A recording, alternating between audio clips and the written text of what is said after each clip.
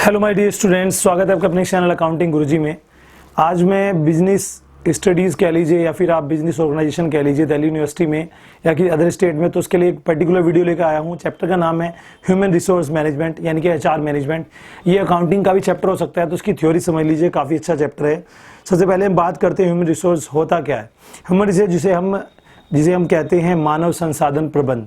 जी हाँ, तो जिस प्रकार किसी भी बिजनेस में बहुत सारे एसेट्स होती हैं, टेंजिबल और इंटेंजिबल, जैसे कि बिल्डिंग है, मशीन है, कोई व्हीकल है या फर्नीचर है या फिर और कुछ कैश है, ऐसे ही मानव को, जो व्यक्ति वहाँ काम करते हैं, जो एम्प्लॉयज़ होते हैं, उनको भी एसेट्स मानने के लिए कहा गया है।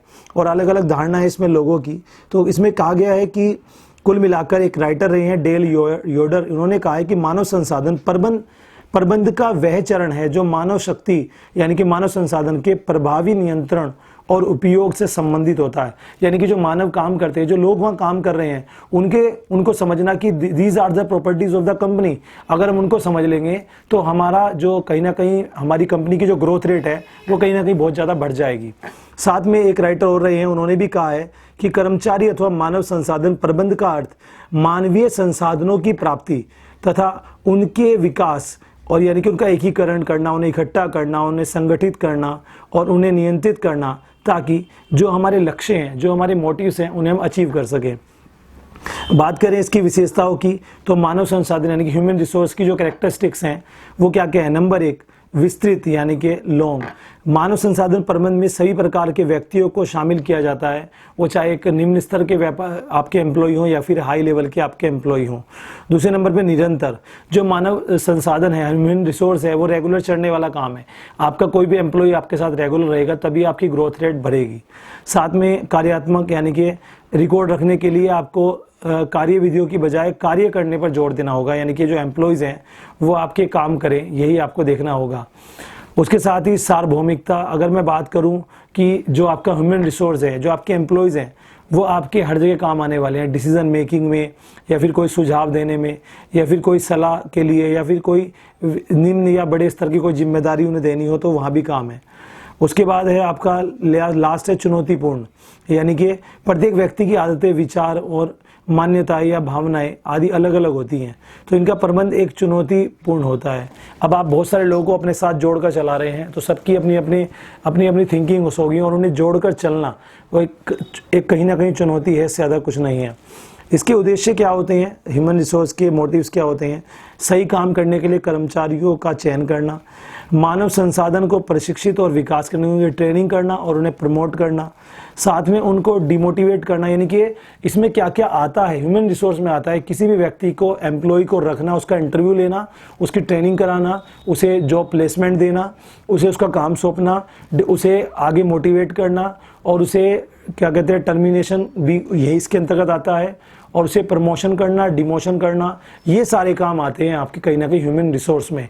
आप पता है आपको एमबीए करने के बाद भी ह्यूमन रिसोर्स से एमबीए करने के बाद आप एक कंपनी में एम्प्लॉय बनते हो, तो ये डिपार्टमेंट आपके अंदर में आता है कि आपको किसी भी एम्प्लॉय को जिसकी उसका इंटरव्यू लेना है, उसे रखना है जॉब पे, तो सारे काम इसमें आते हैं। साथ में मानव संसाधन को उच्चतम निष्पादन के लिए प्रेरित करना, यानी कि जो ह्यूमन रिसोर्स जो आपके एम्प्लॉयज़ हैं उन्हें मोटिवेट करना भी इसके अंतर्गत आता है।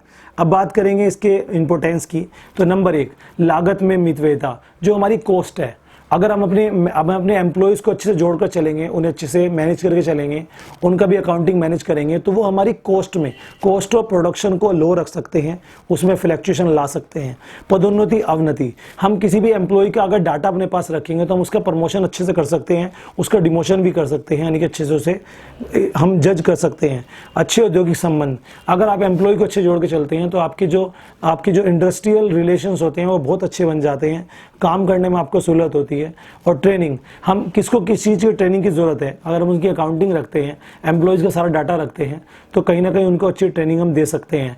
और जो भी लेबर प्रॉब्लम्स आती हैं, यानी कि श्रम समस्याएं आती हैं, उनको हल करने में भी कहीं ना कहीं बहुत बड़ा योगदान होता है इसी ह्यूमन रिसोर्स का। इसके क्षेत्र में क्या क्या आता है ये सारे समझ लीजिए। नंबर 1, आपका रिक्रूटमेंट करना यानी कि भर्ती देना। नंबर 2, ट्रेनिंग देना। नंबर 3, पारिश्रमिक यानी कि उनका वेतन तय करना। कल्याणकारी उनके लिए जो हम कह सकते हैं वेलफेयर वर्क्स जो होते हैं उनके। साथ में आपका वर्क एनालिसिस करना और पब्लिक रिलेशन के जन संपर्क बना कर रखना और कहीं ना कहीं उनके अकाउंटिंग बना कर रखना, ये सारे इसके क्षेत्र आते हैं। सो बहुत अच्छा टॉपिक है, आपके एग्जाम में आता ही आता है। प्रबंधकीय कार्य क्या क्या इसके अंतर्गत आ सकते हैं, जैसे कि नियोजन करना इसके अंतर्गत आता है। उसके अलावा कर्मचारियों की भर्ती की योजना बनाना भी इसके अंतर्गत आता है। संगठन, नियोजन, समन्वय, नियंत्रण, ये सभी कार्य इसके अंतर्गत कहीं ना कहीं देखने को हमें मिलते हैं।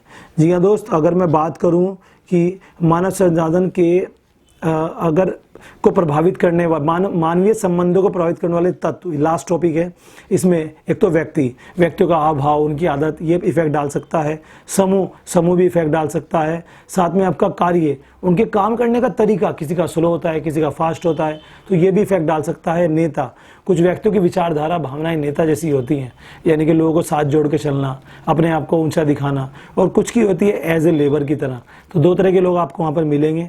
उसके अलावा वातावरण, यानी कि लोग कैसे कार्य ज़्यादा अच्छी तरह कर रहे हैं, क्या आपको लोगों से घरेलू संबंध है, जो एम्प्लॉय आपके पास है तो वो काम अच्छे से नहीं करेंगे, लेकिन अगर घरेलू संबंध नहीं है तो वो काम अच्छे से करेंगे। तो ये सारा चैप्टर था जो आपको बताना चाहता हूँ। और कहीं ना कहीं जो मानव संसाधन है ये बहुत ज़रूरी है, खासकर बड़ी बड़ी इंडस्ट्रीज़ के लिए। जो बड़ी बड़ी इंडस्ट्रीज़ होती हैं वहाँ पर जो लेबर रखी जाती है उनके लिए बहुत अच्छा होता है। तो काफ़ी अच्छा टॉपिक है, इसको आप एक बार देख लेना। और कुछ नहीं है, आपको बना के लिख के आना है। हेडिंग्स आप ध्यान रखेंगे एग्जाम में तो आपका फ़ायदा होगा। तो सब्सक्राइब कर लीजिए चैनल को। मिलते हैं अगली वीडियो में आपको। Love you all. जय हिंद, जय भारत।